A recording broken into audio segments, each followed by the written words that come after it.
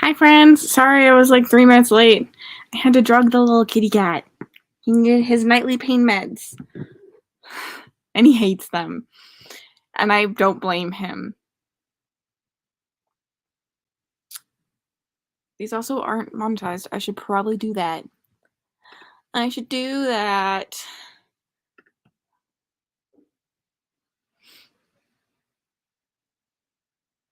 I'm really hot. I should go change into a t-shirt. I might do that in the first sprint. I really hope I'm not muted. Would not surprise me if I am. Yeah, he's very, very old and needs some pain meds. He's got some arthritis and stuff, but unlike other cats, he won't take them in treats. Like, we've tried to put them in treats. He's so old that we'll put them in ice cream and try to give him ice cream, but he won't eat it. So we have to, like, because he knows it's in there, like, he's too smart. No treat will get him to eat it, so we have to put it in like a syringe and shoot it, like open his mouth and shoot it into his mouth, which probably tastes disgusting. So he legitimately hates them. Like, sometimes he'll try and like drool it out of his mouth, everything, because it probably just so gross. He's coming to say, save me now, after the drugging. Poor Mickey. I can hear. Thank you. Deb, you're so close. I'm going to... Why are still going? Because I still need to finish. I still need to finish.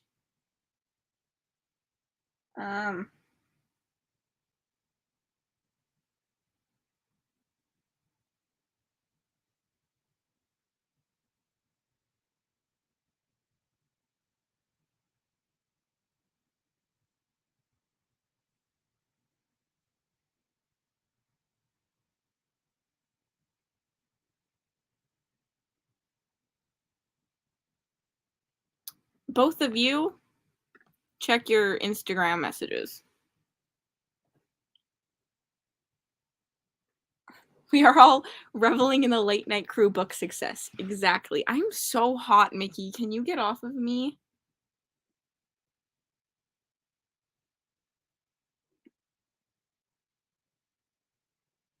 I need a t-shirt on in the next sprint.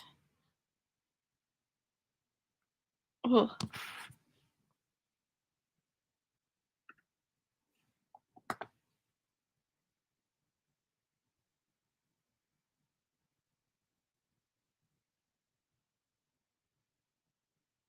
I think this link is broken.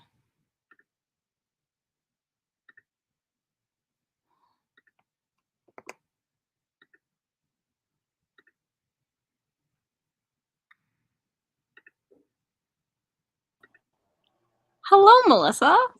Hello. Oh, I should mute my TV. Hello, Melissa. Hello. And turn off my YouTube.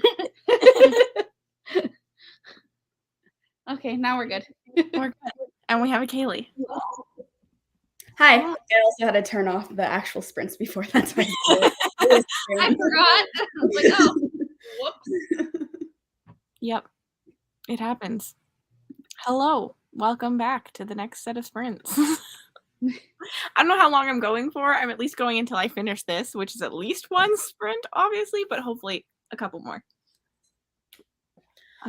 What are you guys reading tonight? I'm reading Witches Get Stitches by Juliet Cross. It's the third book in the Stay a Spell series. Fun. Yeah. I'm very interested to see how you will like the book overall, Cassidy, because I'm just like very intrigued. But I'm reading There Is No Devil. I'm like halfway through, so yeah. Are you liking it? Are you hating it? What side are you on? I'm liking it, but not as much as the first one, and I need like the plot to pick up more, because I feel like it's very... I'm not hating it though. Even if it doesn't pick up, it's not like gonna be a hate, but I feel like it's like could be a 3, could be a 4, you know. The second one's much more romance heavy than it is plot heavy. I'm finding myself skimming through the smut scenes at this point. I'm like, okay, they were fun at first, but I feel like that's all we're getting, and I went a little bit more of the serial killer plotline. Yep, I agree with that. I'm excited to see your thoughts on that. Since I obviously hated it. Worst book of the year almost. Actually, I think that's been booted out a couple times. I think if it continues to like just be pure smut for the whole last half and I'm just skimming the whole last half, I can't give it a 3. But there's at least like some more plot where I give it at least a 3. It picks up like the last like 25%. Yeah, give or take a little bit. Yeah. I mean, they're not that long of books anyways, so that's why I'm saying 25-ish%. I'm excited, Deb. You'll have to tell us if it matches up. Yeah, because I didn't like experience this myself, and the person I heard this from is not like someone that I can like ask a bunch of questions to. I just got like the confirmation of like how their audio ended, but like what I put in the Discord is all I know about it. And even before you click on the spoiler thing, you can see that it's a very short thing I posted in the Discord. So I'm curious for Deb to give us some more details about it. I'm glad that this was working for you too, Ashley, and that you were enjoying it. But yeah, you should definitely go to bed soon. I have a thing made already that could technically say that I was reading this, but then it would say all 3 of us were reading it. For the overlays. I won't put it on. I remember I got very excited when I was making them. I knew this was going to happen. I made one for myself just in case I went late. I really like the overlays. I haven't seen those before on Scribd. They're so easy, Kaylee. So easy. Do you use Canva? Yeah. You just use it, Canva? I guess you might have to pay for StreamYard. Yeah. To use it, but you just save it as a transparent background, and then in Canva in the brand spot it says add overlay, and you just put them on, and it's super easy. So fun. I've paid for StreamYard since like the first month because I stream so freaking often. Yeah. I've already been hitting like to the point where I'm like right at the allowed hours since I do like the weekly sprints, but I can't afford to pay for it right now. So if I hit it, I'm just like cutting off the streams until it's the next month and it resets. Just do what Ro used to do. She's just make new emails, new accounts. I've heard about that. I'm like scared though. What if they ban you? Is that like a thing? I don't think they care that much. True.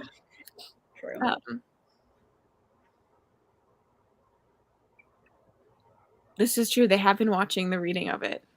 Okay. I actually really want to read. So let's do it. Get into that. You guys go with 45? Yeah.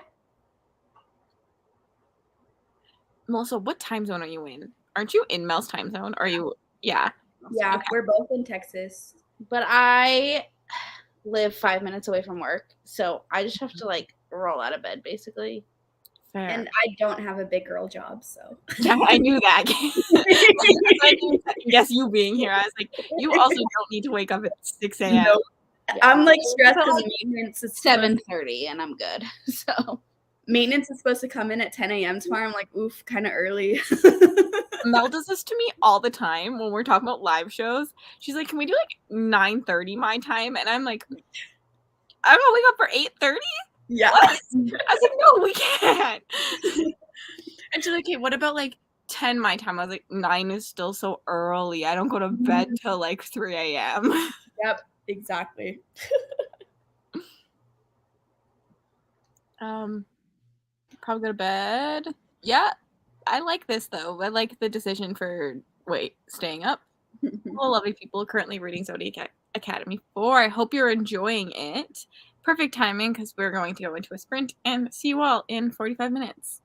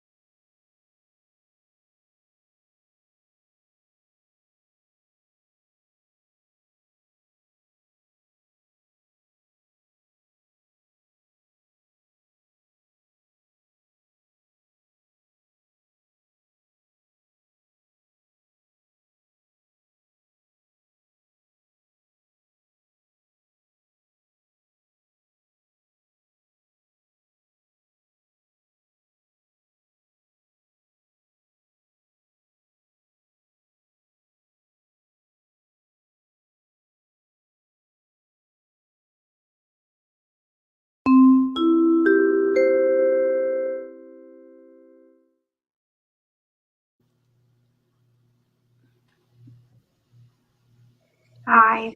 Hello. You sound so sad.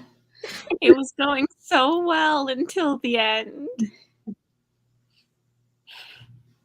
Yeah, that's what I was the most worried about for this book. So I am not super surprised, but still sad. The harsh person in me wants to give it a 2-star because like I really fucking hated that ending. But the audiobook being changed might save it because in my head I'm like that can give it a 3. I can be okay with that ending more than the other. Yeah, just pretend like the ebook ending doesn't exist. I mean, I don't like the audiobook ending either, but it's better. I feel like the ending isn't something that I'm obsessed with for the book, but I'm indifferent about the ending, and I rate books purely based off of enjoyment, and I had such a good time with the book that I was like, it got 5 stars for me. But the ending isn't something that I like love about the book. I also don't hate it about the book. I'm just like, whatever. Yeah, it really brought down my enjoyment of the book, which is kind of a problem because I was like, well, there's no reason for half the shit that happened. Like, the logic just isn't there, and it didn't work for me. But I'm still gonna give it a 3-star. I put it in like my Goodreads shelf for like horror recommendations. Like, I think that it was fun. I enjoyed it. I'll try more, and you know. I feel like if I had a guess beforehand what rating you were gonna give it, I think I would have guessed like a 1 star. This is fair. Me too. I thought I was DNFing it. So yeah, no, but it was fun for the most part. Like the last 20 pages just sucked. And I will say this: I've said it before. I've said it again. Epilogues are stupid. They don't need to exist. Epilogues are never done well. Yeah, I found the epilogue cheesy. They're always cheesy. Don't matter what genre. Yeah. They suck. Sometimes I think I should just not read them, but I can't be that person. There are people that don't read epilogues. And I feel like it's really popular to hate epilogues too. Like, but still, like, for example, the romance genre, I feel like loves an epilogue. Those books, they love epilogues. I love me an epilogue. I need to see them happy and together and in love and married with 2.5 children. That's the worst part of a romance book. Oh, Deb's comment is interesting.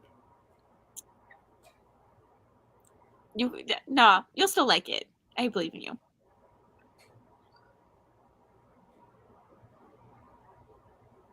Yeah, I also assumed this was the way it went anyways, because normally audio comes after Kindle. This is the only difference is epilogues in the middle of a series. Because they matter for the next book, so they're not truly an epilogue in my opinion. Yeah.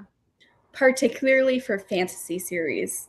That like, because a lot of times epilogues in fantasy series will like show us some other part of the world that we're going to see in book 2 or set up like some other like big event. And so it's not just there for the cheese factor. I don't always hate an epilogue, but I can't think of an epilogue that I loved. Fair. Well, how did you guys do? We're talking about Caro Haunt by Darcy Coates. I got a couple chapters read, and I had to get up because I was starting to get really sleepy. I was all cozy and laying in bed. Fair. One more sprint for sure, but I read like over 100 pages in that sprint because I was skimming a little bit. That book reads so fast because of that. Yeah, and I'm kind of bored, to be honest. Like, I stopped caring about couples once they get together. So that's kind of an issue for this book.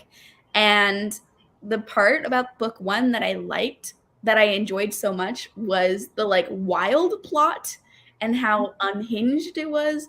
I feel like this book is much more mellow and at times feels like I'm just reading like a contemporary rom-com.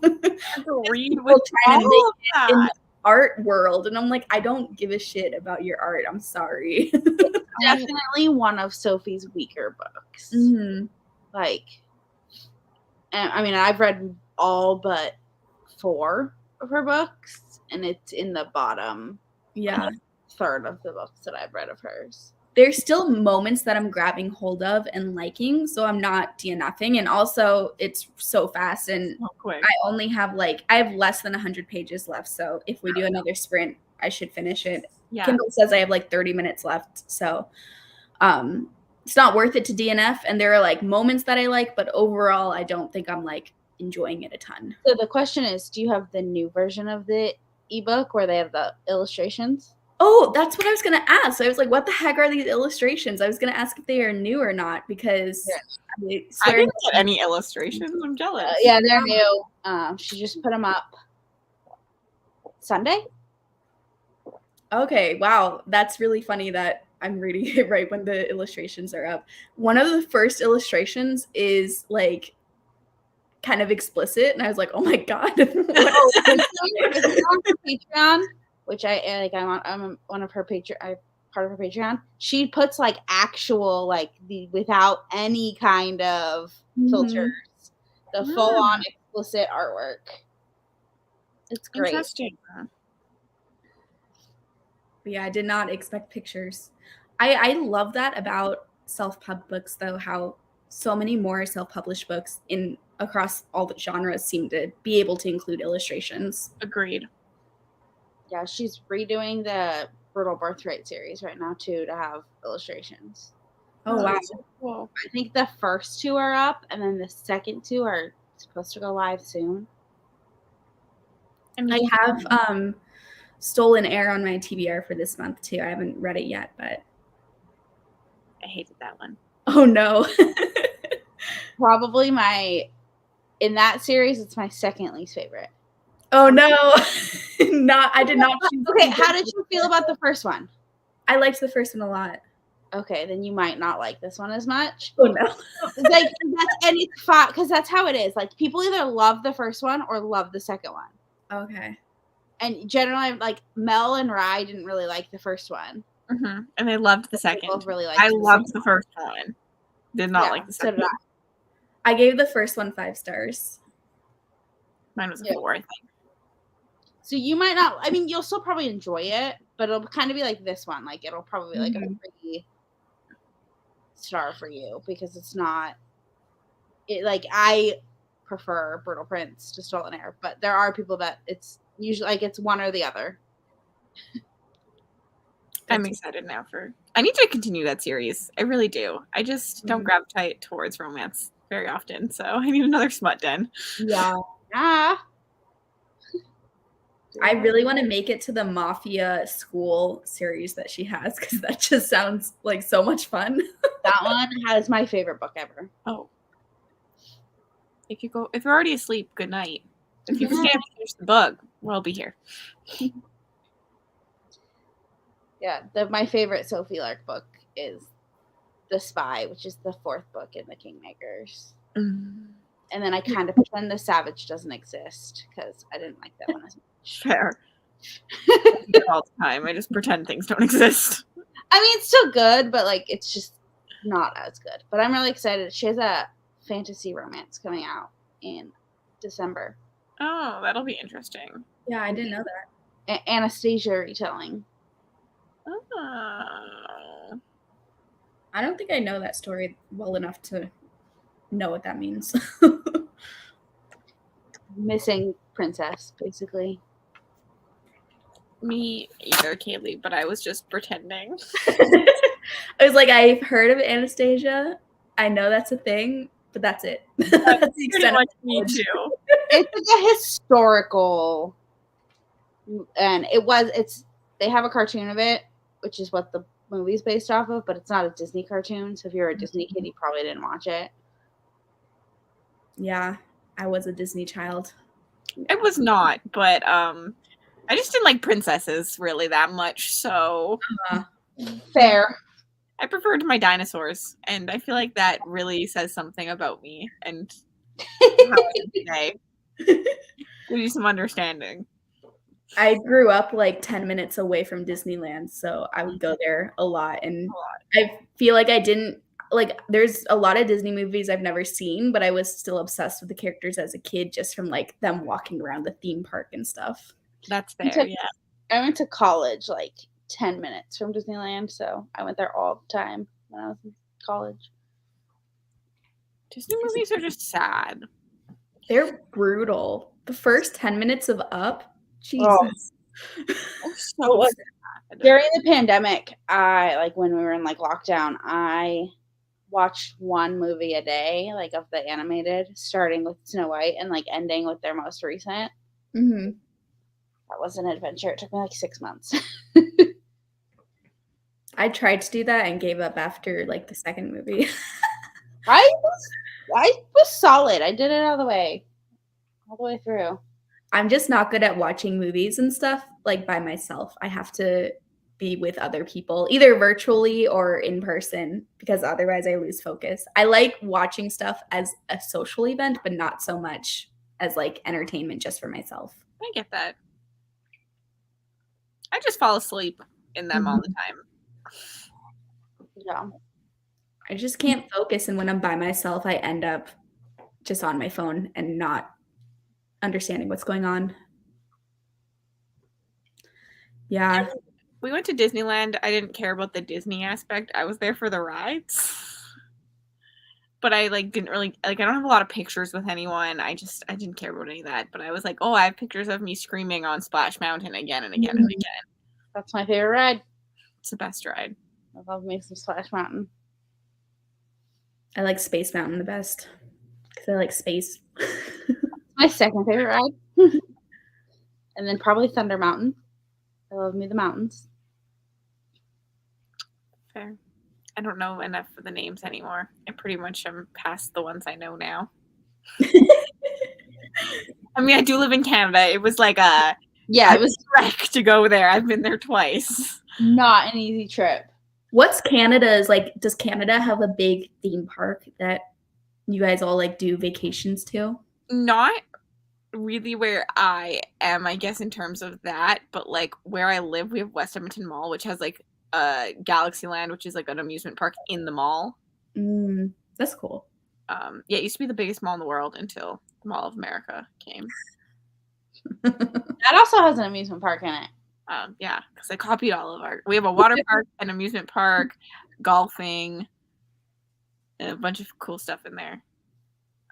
But you know, it's not as cool as Disney. It's still small, like it's in a mall. But yeah, we don't really have like a thing like that. It's too hard here, right? Like you'd have to take it down every year for winter.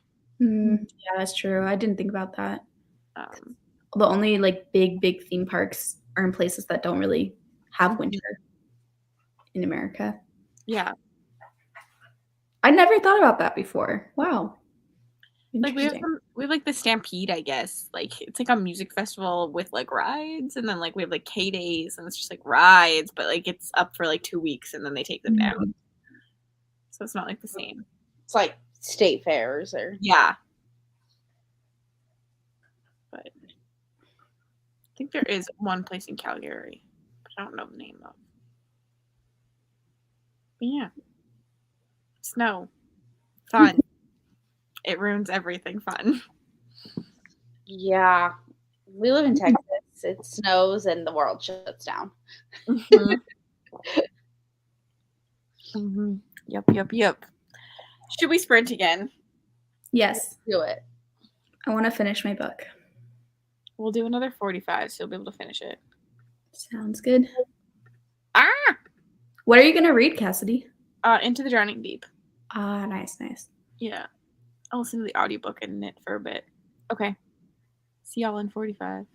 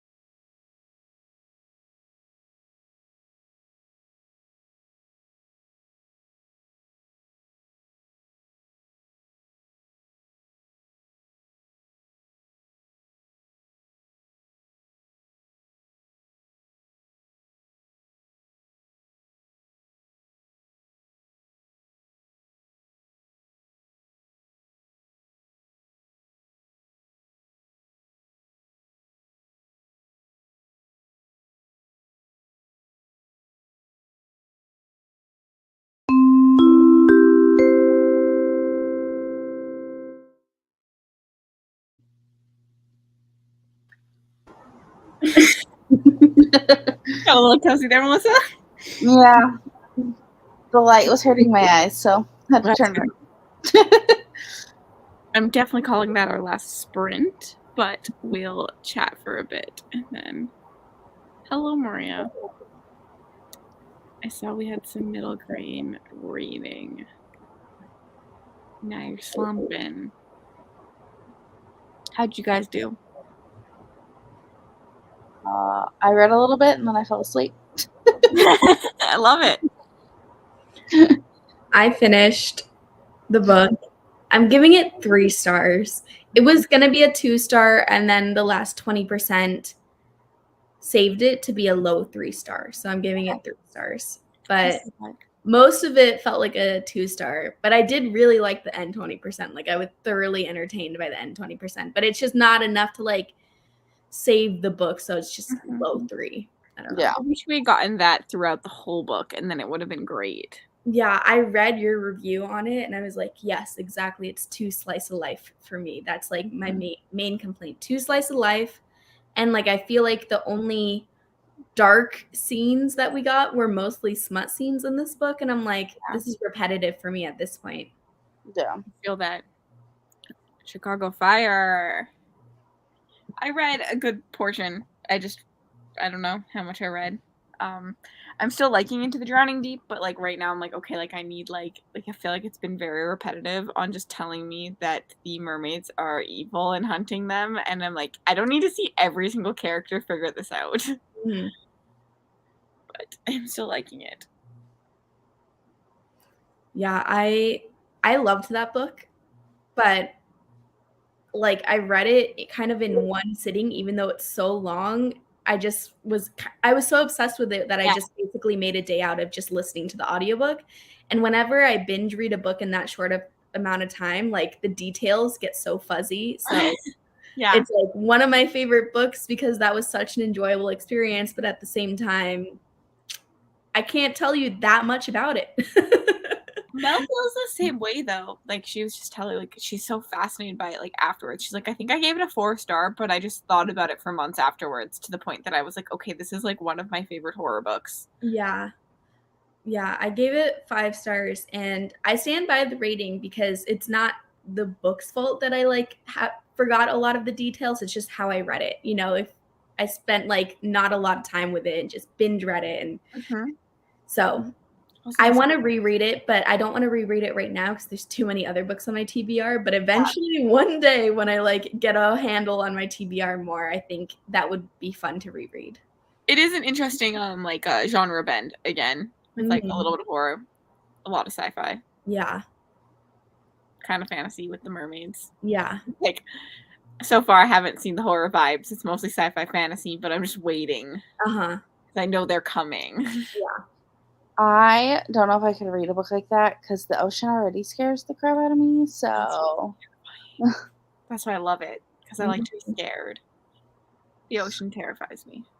I don't like to be scared. So Brittany just started Into the Drowning Deep. I'm going back and forth between Frankenstein and Firestarter. How's Firestarter? And then Molly's still loving Empire of Gold. I saw this earlier. It's a good one. It's a good one. Read that. Reread. Welcome for putting you in the fantasy sphere. We read Empire Gold for full river silver enjoyment. It's popping off, and the payoff is just so good. Wait, River of Silver? What is that? I thought it was a trilogy. It is a trilogy. It's just like short stories in the world. Yeah. Finished The Woods Are Always Watching, which was ... Not good. That's the worst.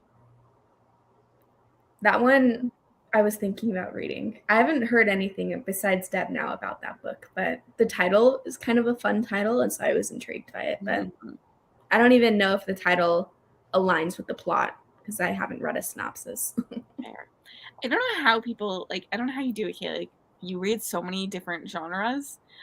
Like, you don't have enough time for all the books that you want to read in that genre. it's like really frustrating whenever I like read horror and I'm like, oh, I remember how much I like horror, but then I'm like, I just don't have enough time to read all the kinds of books I want to read and then also explore the genre of horror. It makes it hard because like reading a bunch of genres is how I like to consume books, so I'm not going to change how I read books, but at the same time it makes it difficult to like be able to give recommendations for all these different genres. It's like, yes, I read a bunch of different genres, but that means I'm not well read in any of the genres, you know? Yeah. There's just not enough time in the day to like read everything that people talk about in every single genre that I do read. And so I'm like, I swear I read a lot of books, but there's just so many iconic ones in each genre that I haven't read yet. No, I completely agree. I mean, like, I actually like almost every year there's a horror book that's one of my favorites. It's like I really like horror, but then like I don't have the time. Yeah. And I say like people are always like, well, you dislike a lot of thriller and horror, and I was like, yes, but I do dislike a lot of fantasy books too. You just don't realize it because the quantity of fantasy is so big, where the quantity of thriller and horror is so small that you notice that I don't like 50% of the books. I was like, I just don't like a lot of books, okay? Yeah. And I feel like it's really easy to assume, since you're mostly a fantasy reader, to see if you like when you occasionally read a thriller or horror and don't like it, to be like, oh, well, she's a fantasy reader. So she didn't like this, so she hates the genre, you know? Yeah, easy. Yeah. Variety is a fantastic thing. It is. Yeah, I love the way I read. Like, I will never switch to just one genre. I would get too bored doing that. It just makes it like I always want to like be able to participate in these deep dives of the different genres, and I always feel like I'm behind on everything.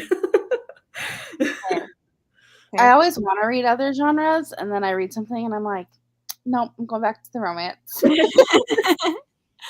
A mood.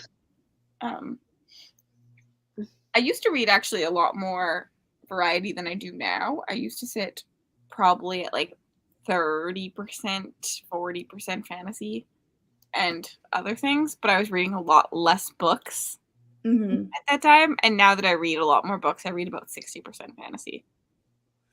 I used to only read fantasy. It was only in the last like 3 or 4, maybe 4 years at this point, that I picked up my first thriller, and that was my first venture outside of fantasy, and I was like, whoa, this is cool. And so now I read like every genre, but for most of my life I was only a fantasy reader. And because I was younger when I was mostly a fantasy reader, I'm like really well read in iconic YA fantasy, but I'm still trying to catch up in adult fantasy now. I get bored. Gonna try romance audio, so I'm branching out with both genre and format. I'm excited. Woohoo! Yeah. Romance audios are fun. Yeah, I always just count this as like my least read genre, because there is a genre I don't read, but I refuse to read it. Like, I hate historical fiction. Yeah, that's mine. So like I ain't gonna read that, but I just always do. I'm like, oh, I just won't read a fantasy for that one, because obviously like I mainly read fantasy. Romance audiobook, going your fantasy book, or a mix of both. Narrowed it down to fantasy in the last 5-ish years. I also think when you create content, sometimes it's harder. Actually, Melanie, we were talking about this, is like, if I post a non-fantasy video out, it's going to do so much worse than if it was somehow fantasy related, which gets like really annoying when all your reads are for videos, but then you're like, well, should I, like, even this month, me and Mel both sat at one point, we're like, should we scrap the horror vlogs because they're not going to do as well? Like, because it's just like so like disappointing to see like, oh, something you put so much work into not do as well. But I always am like impressed by booktubers who read multi-genres and have very like good stats on all of them. Like, I think Erin does it really well. Riley Marie does like horror and romance very well. Because it's so much easier to specialize in your one genre and get an audience that way. Yeah. Yep. 'Cause also, like, people go to booktubers to get recommendations, and so it's kind of the pressure to, like, "Okay, I have to be reading really widely in the genre that people are wanting recommendations for," Yeah. and to do that, kinda have to focus on one genre to be able to provide tons of recommendations that are new recommendations. Yep. I like watching other genres on BookTube, but I don't read other genres. I love that you watch other genres, though. I'm very picky. I watch pretty much mainly fantasy and then, like, some horror thrillers because, like, I like some of those. Mhm. But, and I do watch Chandler Ainsley.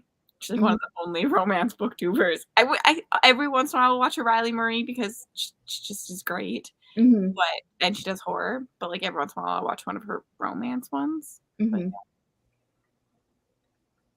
Good morning, Bex. I do. Library Viking is a fun one. He just tagged me in a video today. He bought Ashes of the Sun because of me, and I'm excited to see if he reads it. I don't know who this is. I'm looking them up now. He's pretty big. He does, like, the type of style of, like, Daniel Green and stuff like that. It's, like, a lot more, like, quick videos, high editing, high energy, scripted. Mhm. But he has a Bookstagram, and I love his reviews. And he also has, like, a website for reviewing, like a blog. Yeah, I love Chandler Ainsley. Anyways, I'm actually tired. As I said, only like 2 hours. So I've been on sprints all day today and all day yesterday. I don't know what happened to me. I'm back in my sprinting zone. Yeah, I was on sprints earlier today too, and then took a little break, and then back on sprints later this evening. Ready to go to bed. Yeah. So we're I gonna. am too, clearly. Yeah, most has already been asleep. So we're gonna hop off and thank everyone from joining.